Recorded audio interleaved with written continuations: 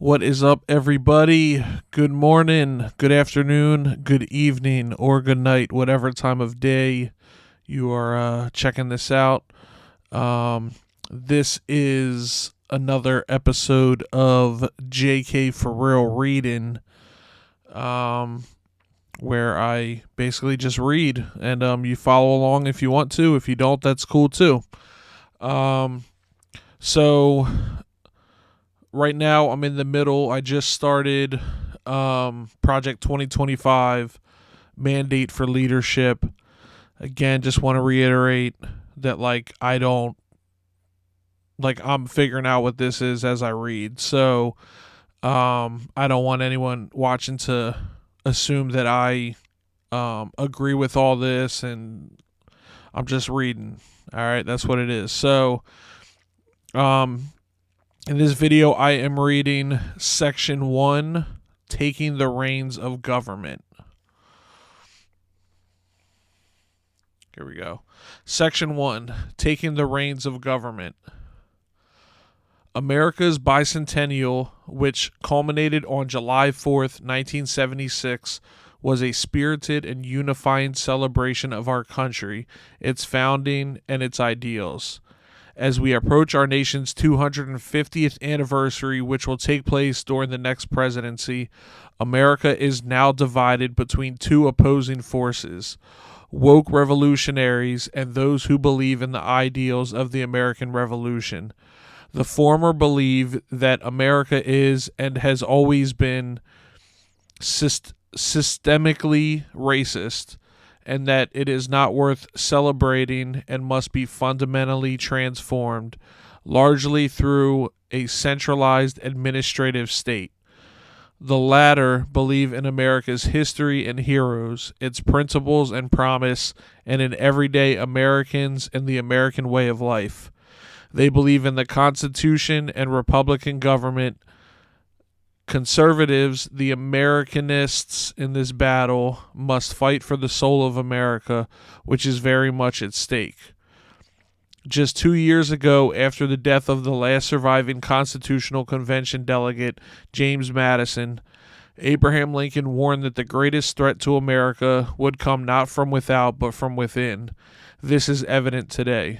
Whether it be mask and vaccine mandates, school and business closures, efforts to keep Americans from driving gas cars or using gas stoves, or efforts to defund the police, indoctrinate school children, alter beloved books, abridge free speech, undermine the colorblind ideal, or deny the biological realities that there are only two sexes.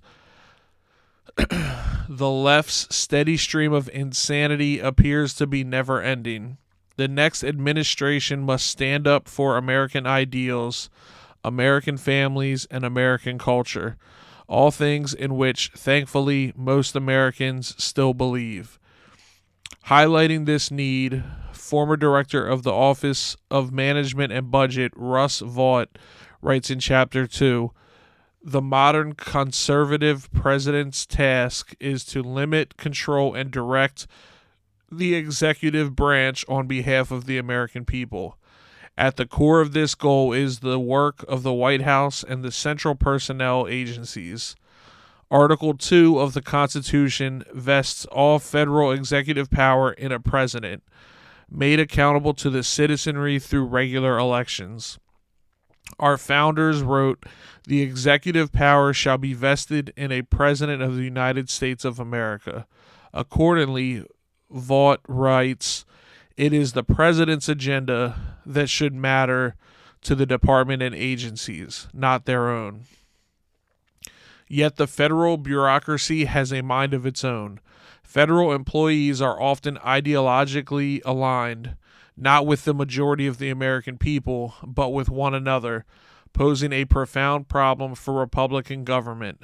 A government of, by, and for the people, as Donald Devine, Dennis Kirk, and Paul Dans write in Chapter 3. An autonomous bureaucracy has neither independent constitutional status nor separate moral legitimacy. Byzantine personnel rules provide the bureaucrats with their chief means of self-protection. What's more, knowledge of such rules is used to thwart the president's appointees and agenda.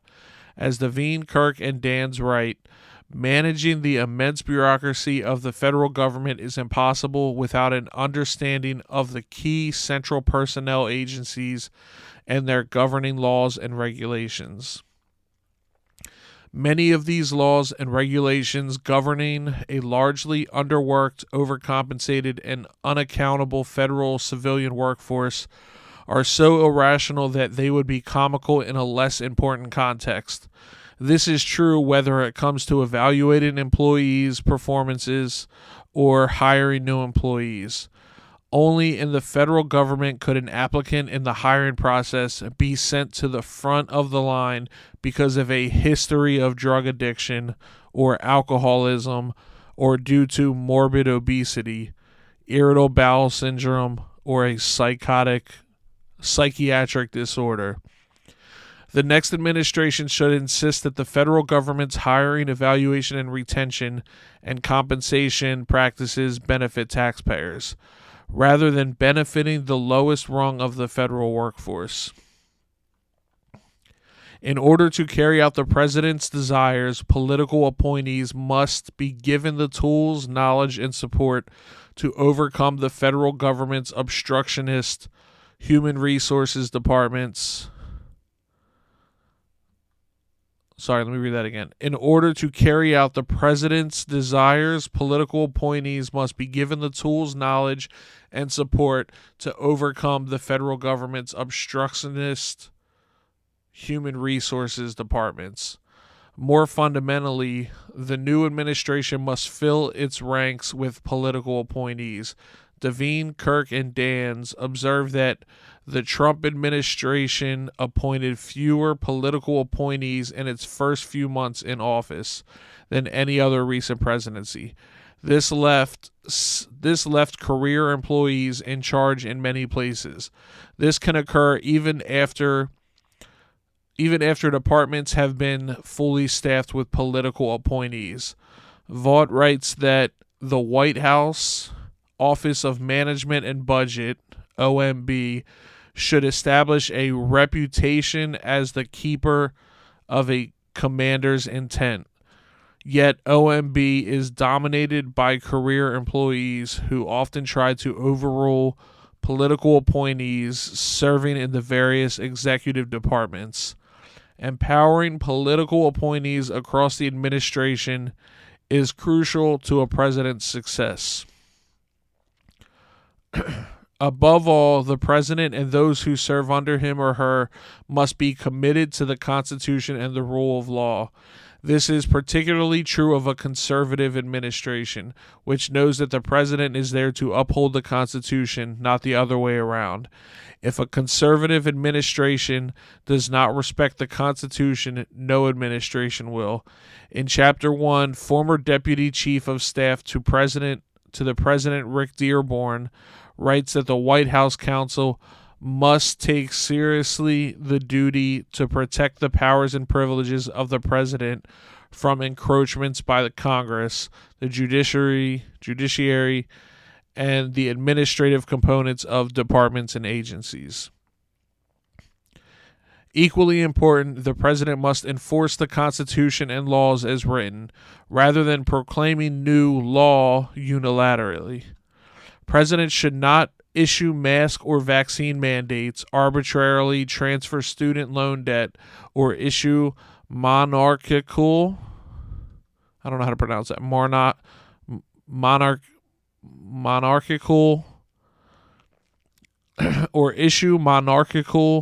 mandates of any sort. Legislators make the law in a republic, not executives.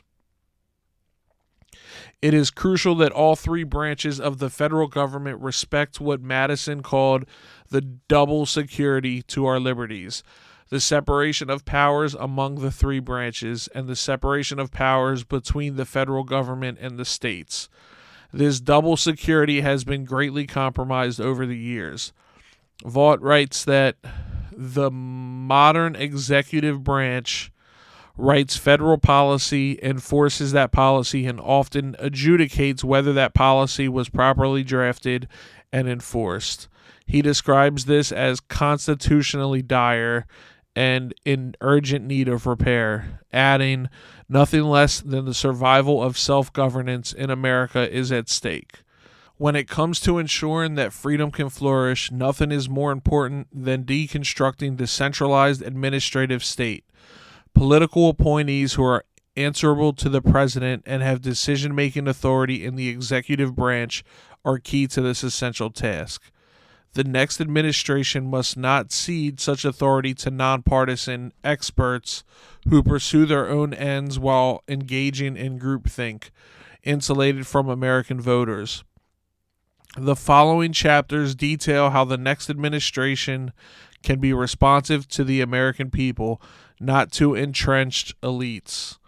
How it can take care that all the laws are faithfully executed, not merely those that the president desires to see executed, and how it can achieve results and not be stymied by an unelected bureaucracy. Stymied, that's a word I need to look up. All right, cool. So that's a short thing. This is just an introduction to all of section 1. So the next few videos are going to be section 1, part 1 is White House office. Part 2 is going to be executive office of the President of the United States. And then part 3 will be central personnel agencies managing the bureaucracy. So those are the 3 sections. I'm going to do one video for each of those coming up. So yeah, that's that. Just reading. And yeah, that's pretty much it. So, thanks for tuning in. If you did and following along, feel free to post any comments or thoughts that you have based on the text that was read. And yeah, I will see you next time. Be nice to each other. Peace.